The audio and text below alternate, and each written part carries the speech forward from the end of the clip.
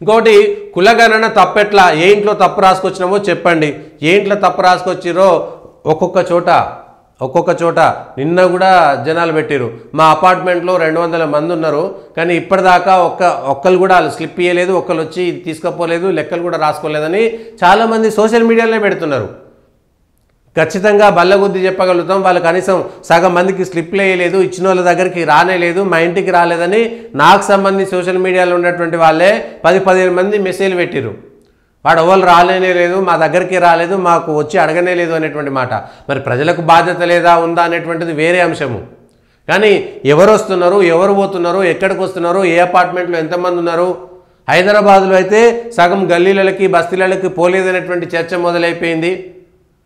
నిజమా కాదా తేల్చాల్సినటువంటిది. అందుకనే ఇవాళ సవాల్ విసురుతున్నారు కదా. సవాల్ విసిరేటప్పుడు రేవంత్ రెడ్డి గారు ఏవైనా కొన్ని గ్రామాలను, ప్రతి జిల్లాకి 33 జిల్లాలకి 33 గ్రామాలు, హైదరాబాద్లో ఒక డివిజన్, ఒక మున్సిపాలిటీ ర్యాండమ్గా తీసుకొని వచ్చినటువంటి లెక్కలు, ఆ గ్రామాల్లో ఉన్నటువంటి లెక్కలు ఒకే విధంగా ఉన్నాయా లేవా ర్యాండమ్ చెక్ చేయండి. ఏ గ్రామంలో అయినా ఒకటి యూనిట్గా తీసుకోండి. ఓ ములుగు జిల్లా ఉందో ఒక గ్రామం తీసుకోండి, పోనీ నాగర్ కర్నూలు జిల్లా ఉందో ఒకటి తీసుకోండి, మీ వికారాబాద్ జిల్లా ఉందో ఒక గ్రామాన్ని ర్యాండమ్గా తీసుకోండి, ఏదైనా ఒక గ్రామాన్ని. అట్లా 33 గ్రామాలను ర్యాండమ్గా తీసుకొని చెక్ చేయండి. హైదరాబాద్లో 150 డివిజన్లు ఉన్నాయి, ఒక 10 డివిజన్లను ర్యాండమ్గా చెక్ చేయండి. కేవలం 10 ముస్లిం మెజారిటీ ఉండేది, సగం సగం ఉండేది, ఆంధ్రోళ్ళు తెలంగాణలో కలిసి ఉండేది, లేకపోతే మిగిలిన చోట ఇట్లా ఒక 10-15 డివిజన్లు తీసుకోండి, ఒక 2 మున్సిపాలిటీలు తీసుకోండి. నిజాలు ఎన్ని ఉన్నాయి, తప్పులు ఎన్ని ఉన్నాయి, ఏమిటి అనేటువంటి విషయాలు వచ్చేస్తాయి. పెద్ద కష్టం కాదు, ఒక్క రోజులో చెక్ చేసుకోవచ్చు. ర్యాండమ్గా చెక్ చేయండి. హైదరాబాద్లో ఏది రాలేదు, సోషల్ మీడియాలో వచ్చినటువంటి లెక్క తీసుకుంటే సరిపోతుంది. పలానా అపార్ట్మెంట్లో ఇప్పటిదాకా ఎందుకు పోలే, ఎవరు పోలేదు అనేటువంటి అంశం. కేసీఆర్ తప్పు చేసిండా, వీళ్ళు తప్పు చేసిరా పక్కన పెడితే, ఇక నిన్న ఆఖరికి ఏం చేసిరంటే రేవంత్ రెడ్డి గారికి విషయం అర్థమైపోయి విషయం చెప్పేసుకున్నాడు. సర్వేలో పాల్గొనకుండా ఫామ్ హౌస్లో పడుకున్నాడు మంచోడయిండు, ఇంత కష్టపడ్డ తనను కొందరు బీసీ నాయకులు విలన్ను చేశారని, కాంగ్రెస్లో ఉండేటువంటి బీసీ నాయకులే విలన్ని చేశారని. ఫామ్ హౌస్లో వండుకున్నాడు మంచుకున్నాడు, ఫామ్ హౌస్లో వండుకున్నాడు, ఓడగొట్టాడు కాబట్టి ఫామ్ హౌస్లో ఉన్నాడు. చేసేది ఏముంది, ఆయన బయటికి రావాలని రూల్ ఏమైనా ఉన్నదా? ఫామ్ హౌస్లోనే వండుకుంటాడు. ఫామ్ హౌస్ నుంచే పరిపాలన చేసినటువంటి వ్యక్తి ప్రతిపక్షంగా కూడా ఫామ్ హౌస్లోనే ఉంటాడు. తప్పేముందనలా? సర్వేలో పాల్గొనేందుకు రెండోసారి అవకాశం ఇచ్చినా కేసీఆర్, హరీష్ రావు, కేటీఆర్ వివరాలను అందజేయకుండా వారి ఇల్లు ముందుకెళ్ళి డప్పు కొట్టాలంట. ఈ మళ్ళీ ఈ డప్పుల సంగతి ఏంది? ఆల్రెడీ ఎస్సీ వర్గీకరణ విషయంలో డప్పులు కొట్టి 1,00,000 డప్పుల దగ్గరనే మీరు భయపడ్డారు కదా. ఇప్పుడు మీరు భయపడ్డారు కాబట్టి వాళ్ళు కూడా భయపడతారేమో, డప్పులు కొట్టాలనుకుంటున్నారా? ఎందుకు విలన్ అవుతున్నారు? రేవంత్ రెడ్డి గారు ఈ అంశం పైన ఆలోచన చేయాలి. కేవలం బీసీ కులగణనే కాదు, ఎస్సీ వర్గీకరణ విషయంలో కూడా తొందరపాటు, ఎవరినో సంతృప్తిపరచడానికి ఇంకోరినో దూరం పెట్టడానికి సొంత ఎజెండా ఒకటి పెట్టుకొని ఎస్సీ వర్గీకరణ. రాష్ట్రంలో కాంగ్రెస్ రైతుకు సంబంధించినటువంటి రుణమాఫీ విషయంలో 23,000 కోట్లేమో ఖర్చు పెట్టినా అని చెప్పుకుంటుంది కదా. 23,000 కోట్లు ఖర్చు పెట్టినా కూడా రానోడు ఇష్టం ఉన్నట్టుగా తిడుతున్నాడు, వచ్చినోడు సంతృప్తిగా లేడు. ఎందుకు లేరు? కాంగ్రెస్ నాయకులు ఆలోచన చేయాలి. ఎవరు సంతృప్తిగా లేరు. రైతు రుణమాఫీ అయినటువంటి వాళ్ళు కూడా కాంగ్రెస్ సర్కారు మీద తృప్తిగా లేరు. రైతు భరోసాకు సంబంధించి ఇప్పటిదాకా విడతల వారిగా వేస్తున్నారు. ఎకరం, అర్ధ ఎకరం, ఎవరో 2 ఎకరాలు ఉన్న వాళ్ళకి వేస్తూనే ఉన్నారు. వచ్చిన వాళ్ళు సంతృప్తిగా లేరు, రానోళ్ళు కోపం మీద తిడుతూనే ఉన్నారు. బోనస్, ఒడ్లకు బోనస్ ఇస్తే సన్నొడ్లకి ఇచ్చిర్రు, కొన్ని ఒడ్లకే ఇచ్చిర్రు, కొన్ని వాటికే ఇచ్చిర్రు, అందరికి ఇయ్యలేదు. అందరికీ సన్నొడ్ల, అందరికీ బోనస్ అన్నారు కదా, అన్ని రకాల ఒడ్లకు ఇవ్వాలి కదా. అక్కడ రైతులు సంతృప్తిగా లేరు, అక్కడ కూడా సంతృప్తిగా లేరు. ఇక ఉచిత బస్సు విషయంలో మీరు ఏ ఊర్ల కన్నా ఓరి ఒక 100 మంది మహిళలను పెట్టుకొని 60 మంది తిడుతున్నారు. ఎవడేమన్నాడు మిమ్మల్ని ఉచిత బస్సు? మేమన్నా గతికి లేకుంటున్నామా?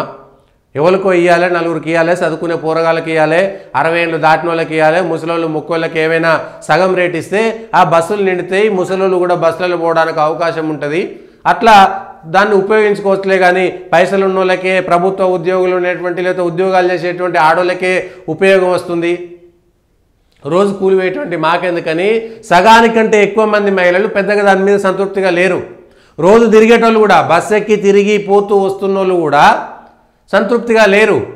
ఎందుకు? ఎవడు ఏమన్నాడు? దీని బదులు మాకు 2,500 ఇస్తే అయిపోయేది కదా మహిళలకని. అంటే కాంగ్రెసు డబ్బులు ఇచ్చింది, రుణమాఫీకి కాంగ్రెస్ టీఆర్ఎస్ కంటే ఎక్కువ రుణమాఫీ చేసింది. కానీ ఏం లాభమైంది? ఎక్కడ కూడా ప్రజలు సంతృప్తిగా లేరు, రైతులు సంతృప్తిగా లేరు, రైతు భరోసా విషయంలో సంతృప్తిగా లేరు. ఇక మీరు చేసింది ఏంది? కులగణన విషయంలో బీసీలకు అదొక అంశమా? బీసీలకు కులగణన చేయడం వల్ల గొప్ప ఏమున్నది? బీసీ ప్రజలు ఆలోచించాలి, రాష్ట్రంలో ఉన్నటువంటి ప్రజలు ఆలోచించాలి. 1931లో వాడెవడో నిజాం అనేటోడు అధికారంలో ఉన్నప్పుడు 1931లోనే కులగణన జరిగింది. జనాభా లెక్కల్లో భాగంగా కులాల వారీగా లెక్కలు తీస్తే 1931లో బీసీల సంఖ్య ఎక్కువ ఉంది అనేటువంటిది 1931 ఆధారంగా వచ్చింది కదా. 1931లోనే తెలంగాణలో ఉన్నటువంటి కులాలు ఏ కులాలు ఎన్ని ఉన్నాయనేటువంటిది లెక్క వచ్చిందా రాలేదా? లెక్క వచ్చింది కదా. లెక్క వస్తే బీసీలు ఎక్కువ ఉన్నారనేటువంటి లెక్క వచ్చింది. మరి బీసీలకు ఏమైనా న్యాయం జరిగిందా? లెక్క వల్ల 1931 నుంచి 2025 అంటే దాదాపుగా 100 సంవత్సరాలు అనుకోండి. 94-95 సంవత్సరాలలో బీసీలు 95 సంవత్సరాల క్రితం జరిగినటువంటి కులగణనలోనే ఆ లెక్కల వల్లనే బీసీలకు ఏం న్యాయం జరిగింది? ఏమైనా ఉపయోగం వచ్చిందా? బీసీల సంఖ్య ఎక్కువ ఉందని భయపడి ఎవరైనా రాజకీయ నాయకులు బీసీలకు ఏమైనా చేసిరా? గ్రామాలలో బీసీలకు రిజర్వేషన్ ఇచ్చేంత వరకు కూడా బీసీలు సర్పంచులు కాలేకపోయారు, వార్డు మెంబర్లు కాలేకపోయారు, ఎంపీటీసీలు కాలేకపోయారు. రిజర్వేషన్లు వచ్చేదాకా కూడా బీసీలు ఎస్సీలు ఎవ్వరు కూడా ముఖ్యమంత్రులు కాలేకపోయారు. ఏండ్లకేండ్లు కొందరు మాత్రమే సర్పంచులుగా ఉన్నారు. బీసీల సంఖ్య ఎక్కువ ఉందని 1931లోనే వచ్చింది కదా. మరి బీసీల సంఖ్య ఎక్కువ ఉన్నప్పుడు ఆ లెక్కల ద్వారా బీసీలకు ఏమైనా న్యాయం జరిగిందా? ఏమాత్రం న్యాయం జరిగింది? మళ్ళా ఈ కమిషన్లు ఆ కమిషన్లు అన్ని కమిషన్లు వచ్చినాక నెహ్రూ ఒక కమిషన్ను తొక్కిపెడితే, ఇందిరాగాంధీ ఒక కమిషన్ని తొక్కిపెడితే, రాహుల్ గాంధీ ఒక కమిషన్ను తొక్కిపెడితే 1990 దాకా ఎదురు చూడాల్సి వచ్చింది కదా. మరి ఏమైంది? కులగణన లెక్కలు అనేటువంటి వాటి వల్ల ఎక్కడ కూడా బీసీలకు ఉపయోగం లేదు అనేటువంటిది స్పష్టంగా మన కళ్ళ ముందున్నటువంటి చరిత్ర చెప్తున్నది.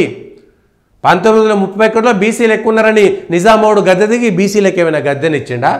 పోనీ నిజామోడు ఏమైనా బీసీలకి ప్రధానమంత్రి మంత్రి పదవులు ఇచ్చిండా? బీసీలకు ఏమైనా నిజాం హయాంలో సార్ వాడంటే రాజు, వాడంటే రాచరికం చేసినటువంటి వ్యక్తి కాబట్టి వాడు ఇయ్యలేదనుకుందాం. మరి ప్రజాస్వామ్యం వచ్చిన తర్వాత మరి జనాభాలో బీసీలు ఎక్కువ ఉన్నారు. అప్పటికల్లా తుర్కోలం కలపలేదు. కల్పనటువంటి బీసీలే 50% మంది ఉన్నారు. ఇప్పుడు కలిపినా 56% మంది అవుతున్నారు. మరి అదెక్కడ తేడానో నాకు అర్థం కాలేదు. ఈ లెక్కలు కూడా చూడాల్సినటువంటి అవసరం ఉంది. 1931లో వచ్చినటువంటి లెక్క ప్రకారము అందులో తుర్కోలను కలపకుండానే బీసీల సంఖ్య 52% ఉన్నది. మరి ఇవాళ తుర్కోలను కలిపినా కూడా 56% ఎందుకున్నది? అది కదా మనకు కావాల్సింది లెక్క. అది అక్రమంగా కలిపినటువంటి లెక్కనే కదా, అది అన్యాయంగా కలిపినటువంటి లెక్కనే కదా. ఇది ఎట్లా చూడాల్సినటువంటి అవసరం ఉంది మనకి? ఇది ఎట్లా చూడాల్సినటువంటి అవసరం ఉన్నది? ప్రజలందరూ ఒకసారి ఆలోచన చేయాలి. బీసీల కులగణన చేస్తే మా ఢిల్లీలో చేయాలి, 10 తారీఖు లెక్క చేయాలి, బీసీల లెక్క పక్క లెక్క ఉంటే ఏంది? నువ్వు లెక్క చేసినా చేయకపోయినా బీసీల సంఖ్య 50% ఉంటుంది అనేటువంటి విషయం ఉంది. 46% ఉంటుంది, 50% ఉంటుంది. ఉండడం వల్ల ఏమైనా లాభమైందా? ఇవాళ కూడా సర్పంచుల్లో రిజర్వేషన్లు లేని చోట బీసీలు సర్పంచులు కాగలుగుతున్నారా? వార్డు మెంబర్లు కాగలుగుతున్నారా? రిజర్వేషన్ లేని చోట ఎస్సీ ఎస్టీలు ఇవాళ జనరల్ స్థానాల్లో పోటీ చేయగలుగుతారా?